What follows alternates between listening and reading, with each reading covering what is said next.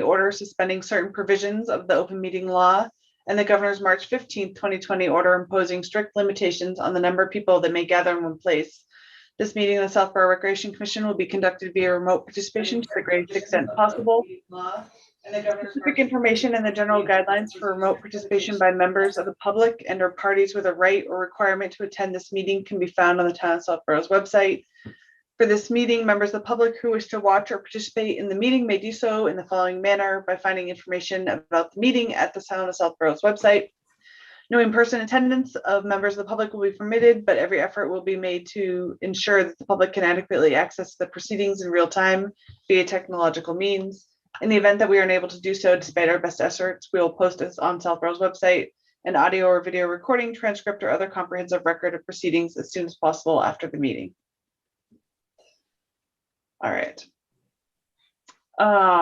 So I had emailed you guys 2 of our meeting minutes, one from March 9th and one from March 23rd. Did you guys get a chance to just read through those?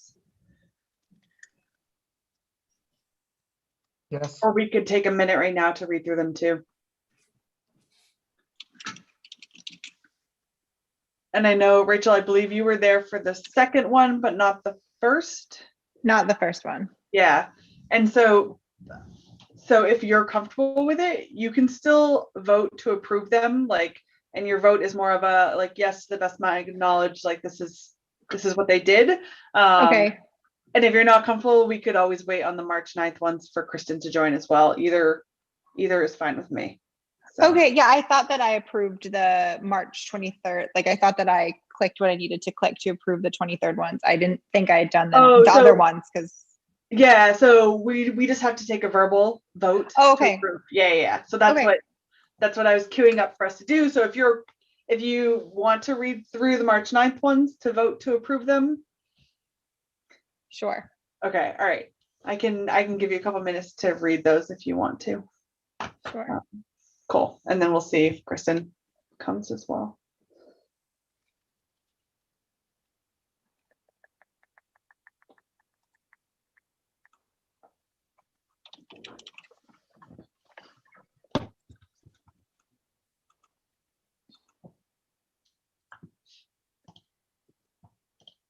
Okay, March 9th.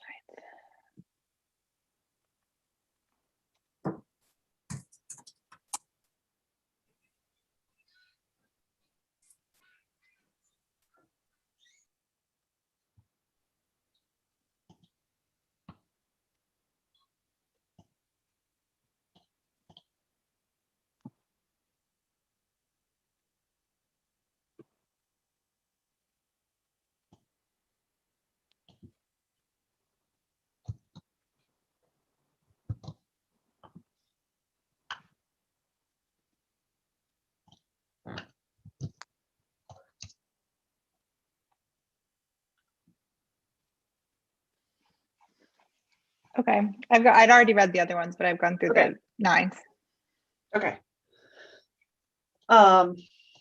Okay, so I'll make a motion to approve the meeting minutes from March 9th, 2021 and March 23rd, 2021.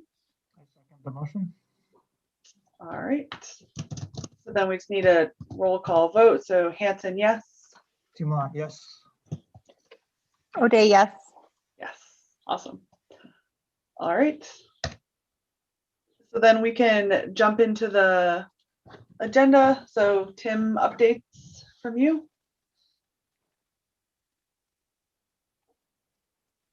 Cool. Did you guys get your brochures in the mail? Yes. Yes, I did. I was super excited. Rachel, did you get yours? No. What? All right. Well, brochures went out in town.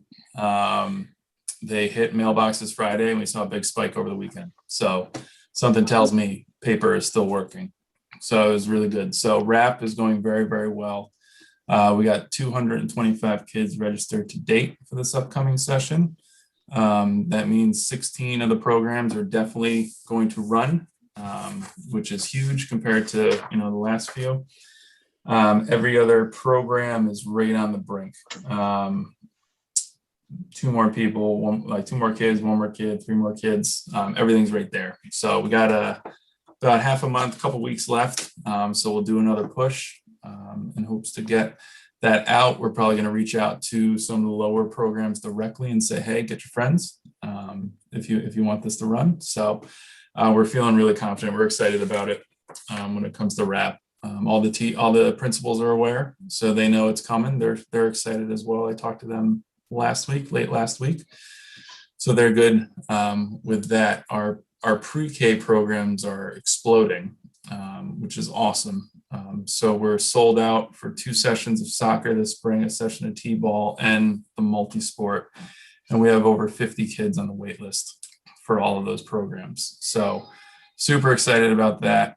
I reached out to FAST today, who is doing the programs for us, who have done them in the past. I kind of inquired if they wanted to open up another spring session for t-ball because that wait list is growing.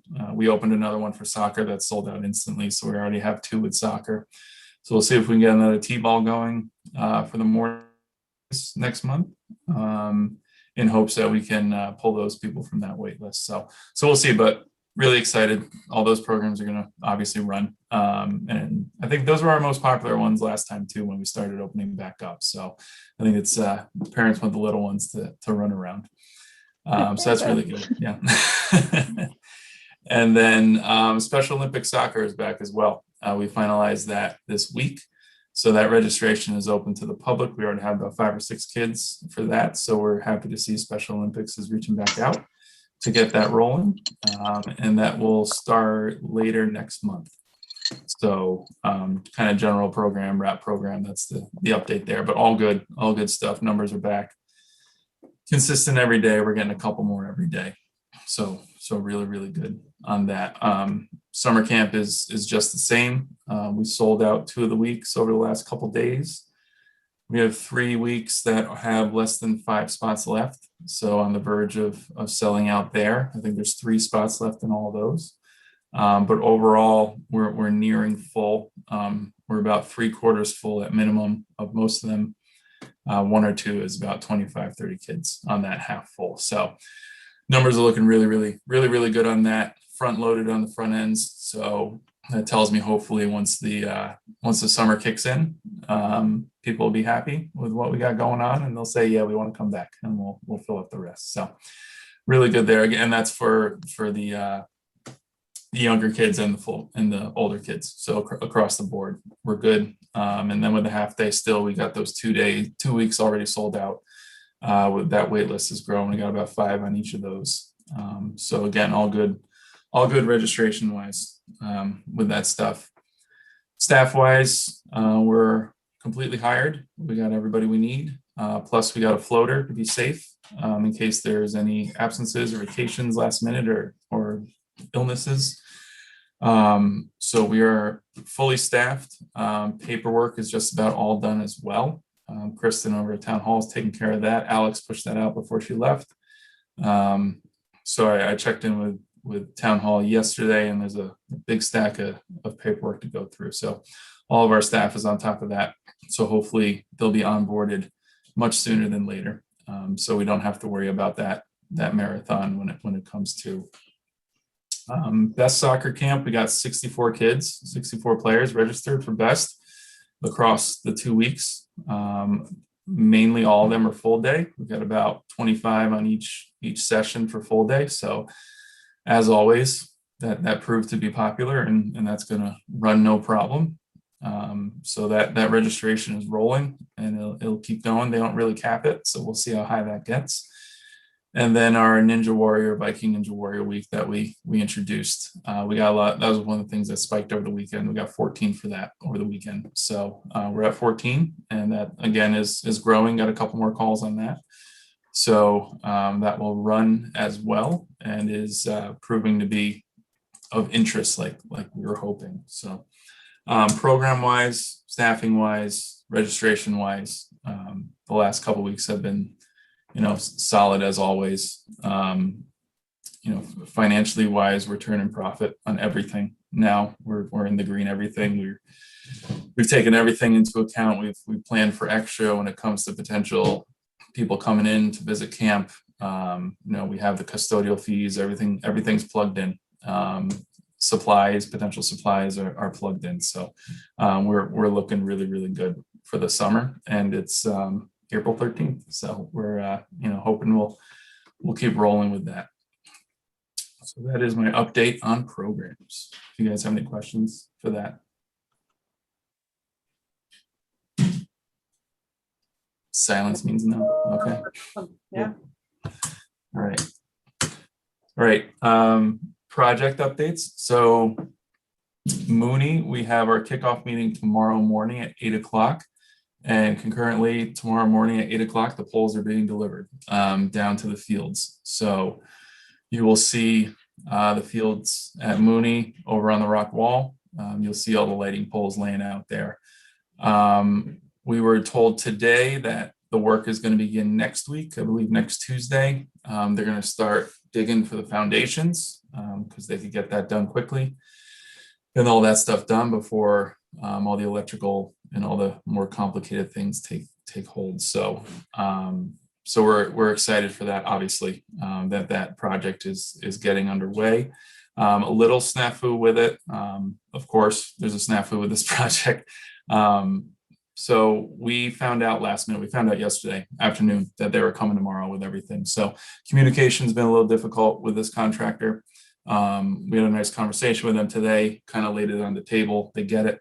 One of the things that we're running into is them starting next week is against the order of condition that we agreed to, that planning board would need 14 days notice before construction starts. So that was a little frustrating, but at the same time, it's a tricky thing for us to tell systems no, the systems engineering who's coming in, electrical, excuse me, because we want that project up and going. And their schedule is jam-packed, just like every contractor right now. So we didn't want to lose them. So I'm working very closely with Karina. She's very aware of everything. She'll be there tomorrow morning with us to meet with the contractor, to lay it out with him, the expectation moving forward with permits and adhering to what's been approved. So I don't get the sense she was, looking to block anything. So that, is obviously positive. But, just like we want to do with everything, we're going to keep them informed every step of the way. But she'll be there. We'll handle the contractor tomorrow morning, kind of reading the rights of what needs to be done moving forward. And hopefully we can get off the ground on a better foot. But it's going to be a quick build, as everyone's assured us, as long as the weather cooperates. The question mark will be when National Grid gets out and puts that pole there.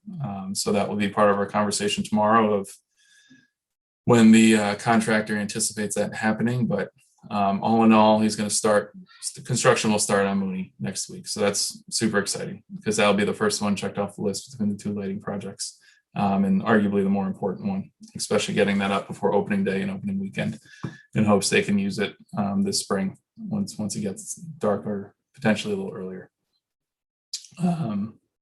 Check my notes. But yeah, they'll be stored between major and minor, against the rock wall, against the road, out of play. The lighting fixtures themselves, there's storage containers on site already. Those were dropped today. They'll be locked up, so we don't have to worry about any errant foul balls smashing the bulbs as they sit on the ground. So those will be locked up too. So those will be out there for a week before they're really worked on. But everything will be secured regarding that. But I will we'll meet with Karina, we'll meet with Art tomorrow morning, as well as the contractor and myself bright and early. We will confirm a construction schedule, and that will be passed on to the planning board. And I'll be sure to email you all, just so you're aware of the schedule as well. So any questions on Mooney? Super exciting. Yeah. Moving fast, but yeah. Yeah. Yeah. Moving fast. I just want this done. I just want to push that screen on my phone, and I want the lights to go on, and that'll be satisfying enough. Nice. So, but it'll be good. I'm happy to hear that we potentially could get it done before opening weekend. So that could be cool. Hopefully maybe play into some of it. But good stuff. And then with tennis, it's looking like early to mid-May is where the delivery is coming in. We just got the contract finalized and signed yesterday. So that was, there was a little back and forth between both sides for legal, for town council and their legal rep. So some wording was exchanged and changed around, some insurance adjustments needed to be made. And that was all taken care of, no problem. There was no bad blood or controversy on that between the two groups. So that was signed off yesterday. And because of that, our anticipated date was on hold until all that was done. So we've pushed back to probably mid-May, talking to Musco this morning. But they said if we can get a date solidified with Island, who's our contractor, Island Lighting, they could potentially get it out earlier, but we're probably looking at early mid-May for that, which will be good. And we've already talked to pickleball, we talked to Neary, we've talked to all of our tennis users. They are aware that we're probably going to shut down for a week to 2 weeks. That parking for the school will be off limits and everything like that. So we're already in touch with the superintendent's office, the principals, everybody in play there. So hopefully there'll be no surprises once that kicks in. So that should be a quick one. We talked to Island yesterday about it. It's kind of cookie cutter for them. This is what they do. So there should be no concern there. Just got to get in and get it done and hope the weather cooperates. So that is that with the lighting projects. Awesome. Keep rolling. Yeah, keep rolling. So Great. Keep it going. Okay. Mhm. All right, so field use permits regarding expanded use and priority use. Two pieces on this one. So first one, so baseball reached out to me. This is just more of an FYI, and this is really good news, I think, for the town and for us. So baseball reached out to me about 2 weeks ago. I had a conversation with Mike Murphy about expanded use of the fields.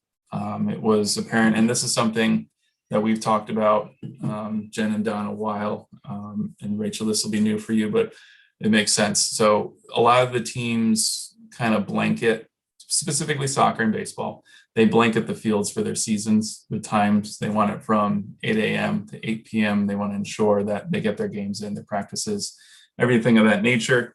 We've been really pushing for them to narrow it down so that we know exactly when the players are going to be on the field, when the field may be open for outside use, i.e. 9/11, with kind of the puzzle that we're in for spring and how compact we are on that schedule.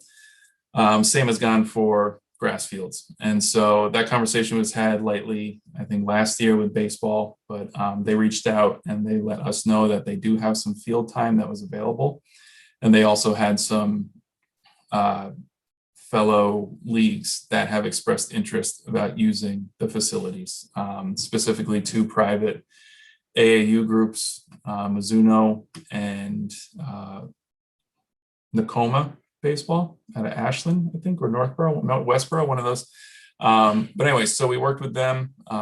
Baseball struck a deal with them, kind of an understanding of what was expected maintenance-wise. Just because that is the big issue down there and the big concern of making sure the fields, stay the way they are, because they hadn't invested a significant amount of their own money. So I fully understood that and appreciated that. But they did send us the dates and they had an agreement, and we put something, long story short, we put something together between these two groups that they could utilize the Big Diamond and Fin One when baseball was not using it. And that resulted in an additional about $12,000 in field permits between these two groups. So that's a significant bump in that account from what we're used to for this season. So that's great. So it's really good. I mean, it's good relationships to have in the future. It seems that any time that opens up, these groups want it. So hopefully it works out. Hopefully we have a smooth season. Hopefully everyone's satisfied and we can continue this trend for seasons going on. So really, really, really happy with that.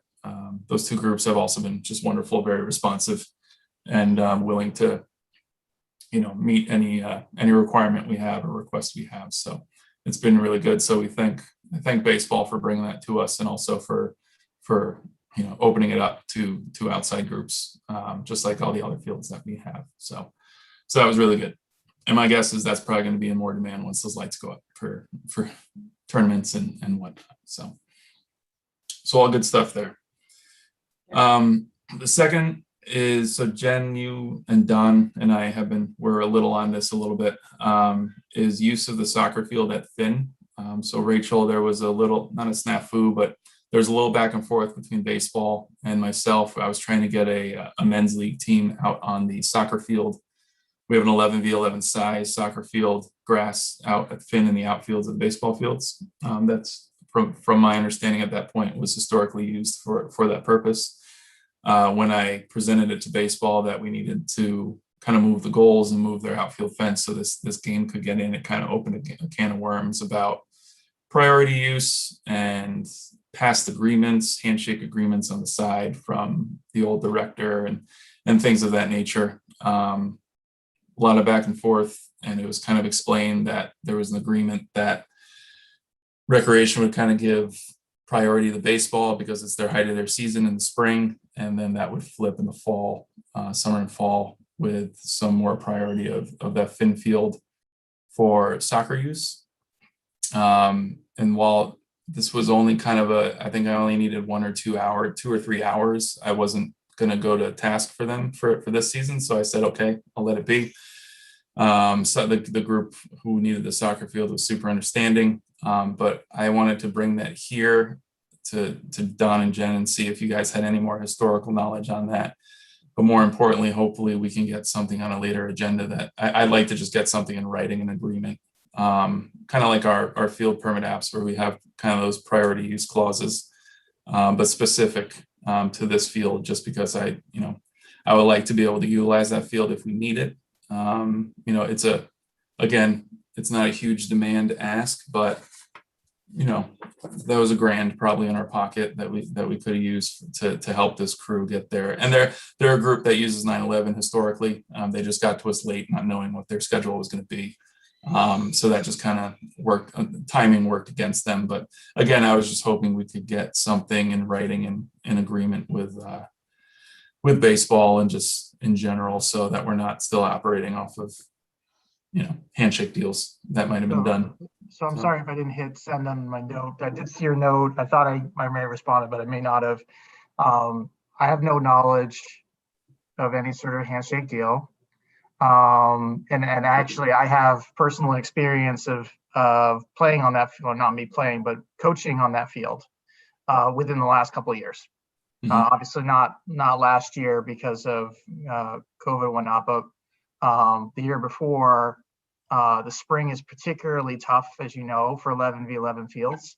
And I coached my son's team, which was the second or the B team. And so the A team, had 9/11, and the B team was over at Finn. So I'm aware of the field. I know the spots that weren't so great, and I understand. So we've used it in the past, and spring is the time that's more likely to be used because of the conflicts with 9/11 and the dearth of 11v11 fields. So I don't know of a handshake deal, and it doesn't make any sense to me because the spring would have been the time, it would have been utilized in the past. Now, again, obviously all bets are off in the last, 12, 18 months because of COVID and whatnot. But, and I don't recall ever, being out there in the fall. So I don't know if there's just some confusion. And I know people were throwing things around like turf field. It sounded like everything in the kitchen sink was in that note. But I know of nothing organized along those lines. And that field's always sort of been, it's the second field. There's really only 2 viable fields for 11v11. It's 9/11 or that one. Mm-hmm. Yeah, I would agree. I think the priority use was about, I think it was more about like 9/11 field and getting like, is it like soccer season? Is it lacrosse season? Is it, I think the priority use discussions we had with the groups was about the ones that are written in the field permitting. I don't recall ever having a conversation about not putting soccer on that while baseball's in play. It was more about fields that had like multiple people playing on the same field and making sure we were prioritizing who was in season versus out of season or something like that. I don't historically recall even there being a conflict, because that field is already, it's in between the fences and the tennis court / skate park, whatever. And so it sort of is out, in left field, so to speak. I don't know if they've altered their utilization recently, and now that space is being used for other things. But there's no diamond there. There's no discernible field surface there. I think the concern they had, which I appreciated, there was going to be groups on the big diamond who I guess could hit pretty good. So I think their concern was, if someone made contact, it was going to interfere then with the field. The big diamond, meaning what would be the equivalent of like the back this one in the back. Yep. Okay. All right. I don't recall. I think I actually recall being out there when there's been others there. I mean, you're talking about somebody, you need Big Poppy batting left-handed doing that, or someone who can really go well the other way as a righty. So yes, if physics are possible, it's certainly possible that you could put a baseball out there.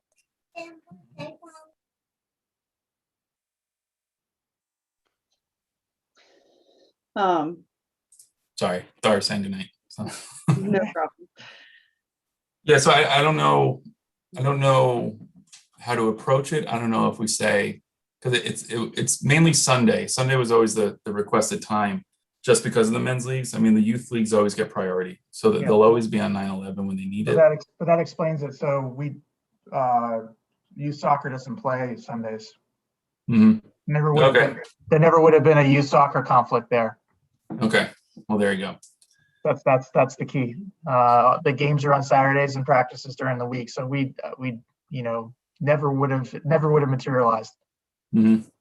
Okay, so it wouldn't have been a handshake. It would have been just a practical, never having had a scheduling conflict.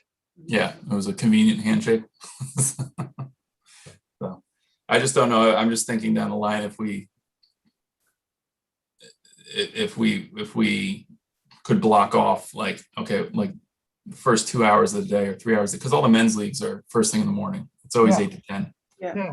Just moving forward of, Sundays from 8 to 10, that field has a potential of being used, just so that we know we have it in our Rolodex of fields. I think, this may be a non-issue down the road completely. I think you need to have it in your back pocket, Tim, because we only have 2 fields. I mean, there's only 2. And granted, there's only one sizable baseball field, so I appreciate I appreciate that, but there's literally only 2 fields that fit the parameters.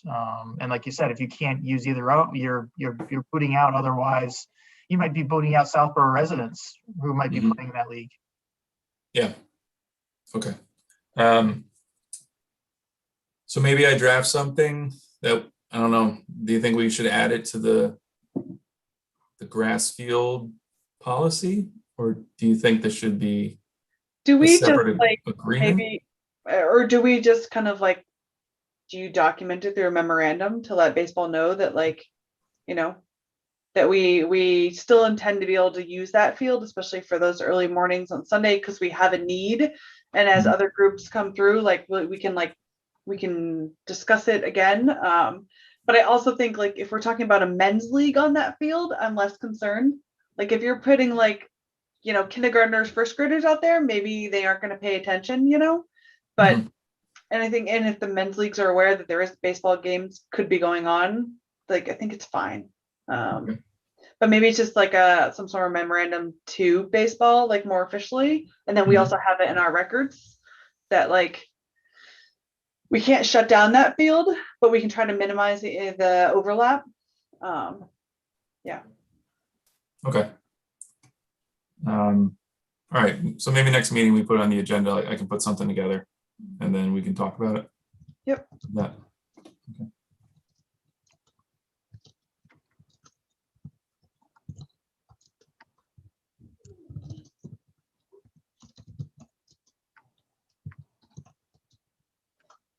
Cool. So then I know the next thing on the list was the pavilion rental policy. yeah, can you just excuse me for 1 minute? So, Yeah, of course. you guys can talk about it. I sent it to you. Yep.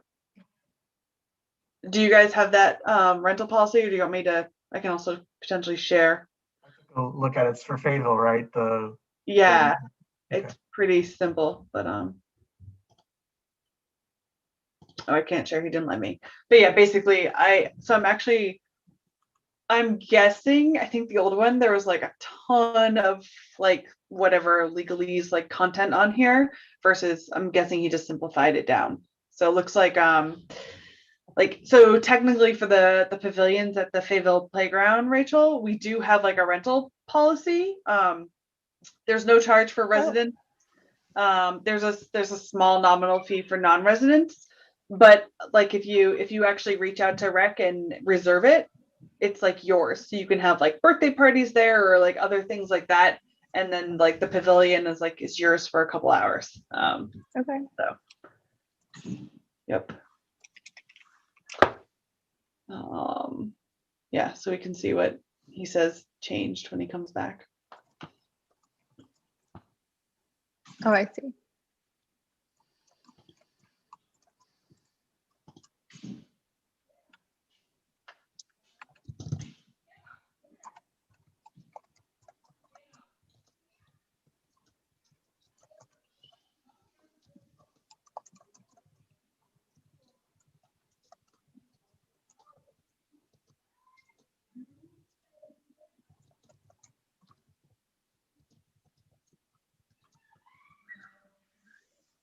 Sorry.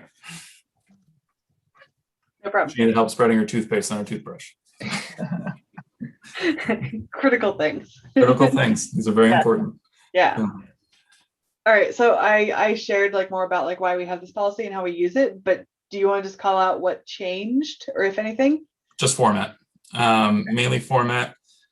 To update it, we did take out, originally it had every pavilion on it, had the little one at Finn, the kind of one up by the playground, and the kind of the ones that don't ever get asked for were on it. So we took those off, and then there was a lot of 1-day permit requests for the fields in general. And because we have the other documents of turf plus non-turf, there was no point. So we started getting some pavilion requests now that it's getting nice out, and I think people want to be outside, obviously, given everything. So I actually gave this to Denise. Denise put her arms around this and she updated it. So thank you to her.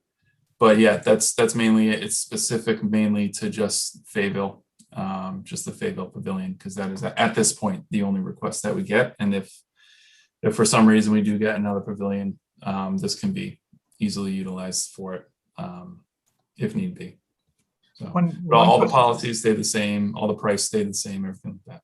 Do the policy, just one question, just because I never would have thought of it, but now that we have COVID, is there any restrictions on fire pits, things like that? To have a fire pit, you need a permit from the fire department. Okay. So We you think don't we need to put that on there? we don't have a fire pit there, do we? No, but I have one here in my yard. They now sell portable ones. Because my daughter, her birthday was last week. It was the second COVID birthday, and she's like, I want to have some friends over, and the trade-off was you can in the backyard.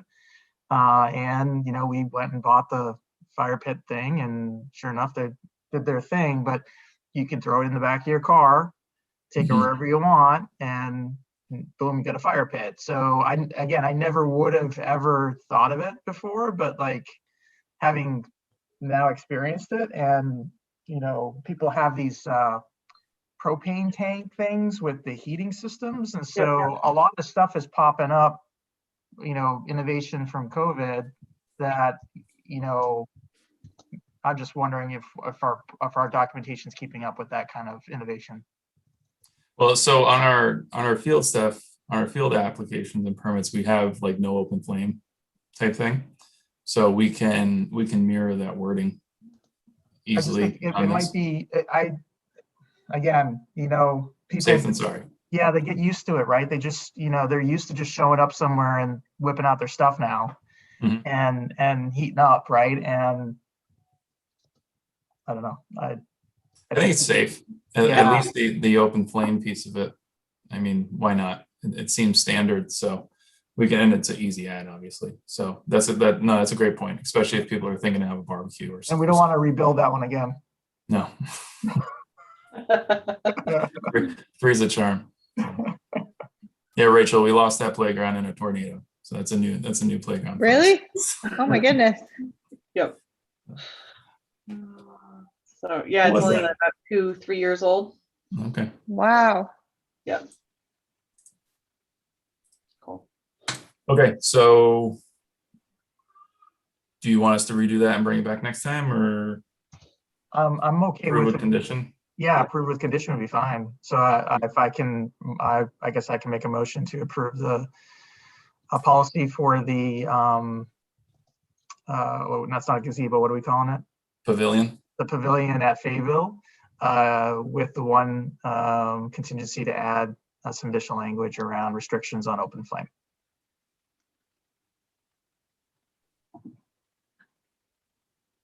Anyone want to second that?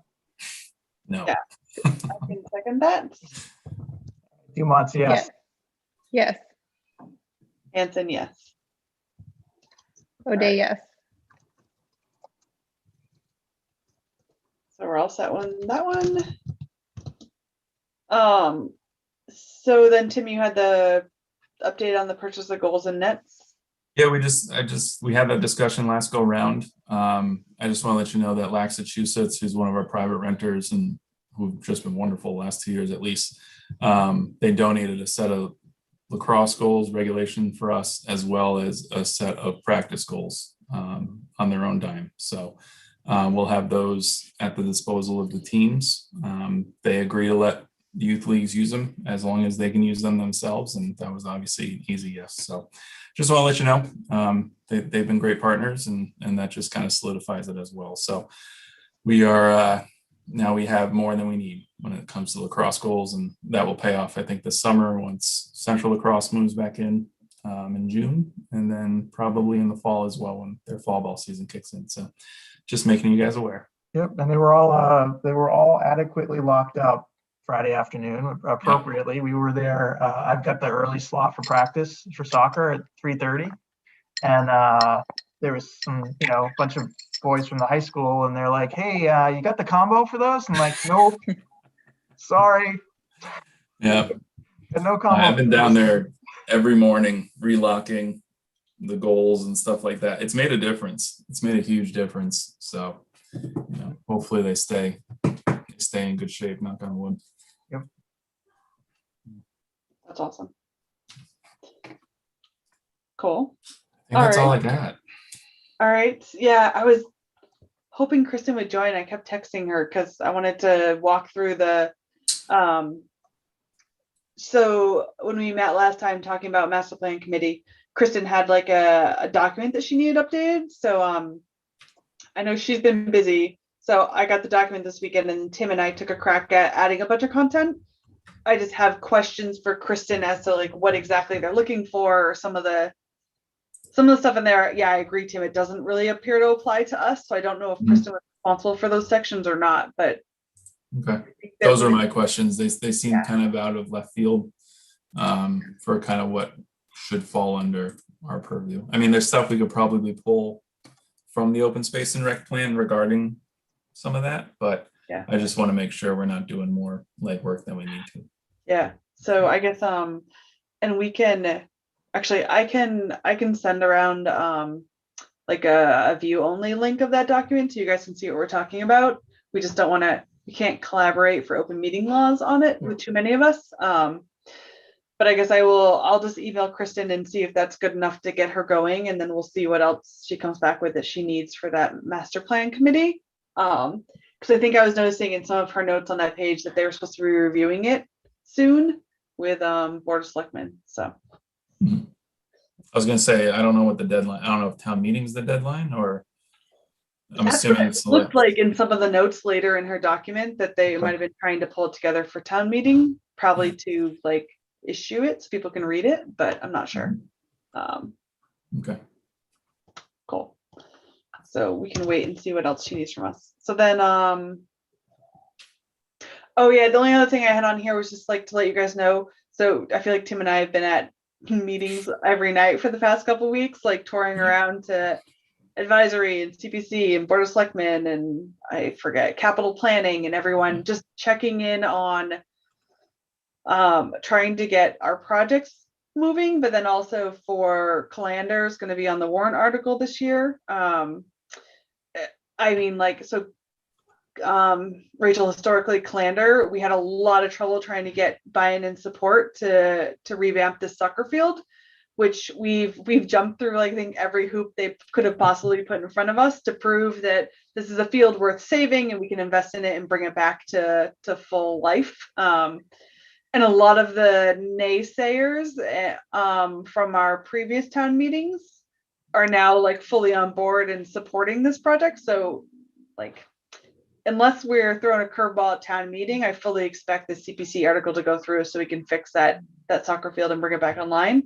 But yeah, we've been, and then answering questions about like our, what was it, our Part-time hours. oh yeah, the rates for personnel, like going to advisory to answer questions about that and everything like that. Like, yeah. So like every question under the sun, and they all wanted We've us gone through there a personnel last minute. board on all that stuff. You've got it like all tied out. Like, Yeah.